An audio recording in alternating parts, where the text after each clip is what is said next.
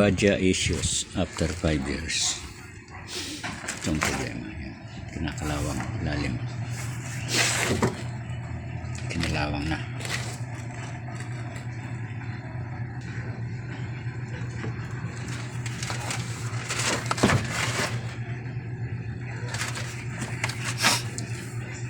Tsaka itong lever na to, starter na manual. Actually, ever since binili ko to, hindi ko nagamit ito. Hindi ko nagamit para ma-start siya pag tumirik. Tsaka marami siya, nagkaroon na siya ng issues sa electrical.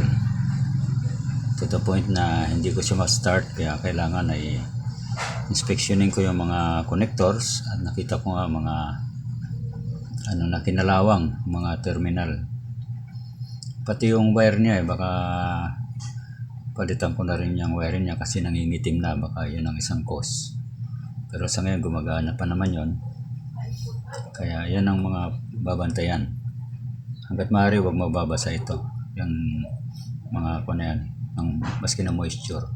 Pero tagulan na, hindi maiwasan yan. Minsan na ako nagpalit ng clutch cable kasi ay maganit. Nung nakaka 1 year pa lang ako or 1.5, pinalitan ko ng clutch cable. Mura lang naman yan, sa Kiserby ko mabibili. Nag-troubleshoot ako, kaya binuksan ko yan. Okay naman, nakita ko na gumagana naman lahat ng mga connectors niya. Katapos ko lang nag-change oil. Walang problema, hindi ko makain ng langis.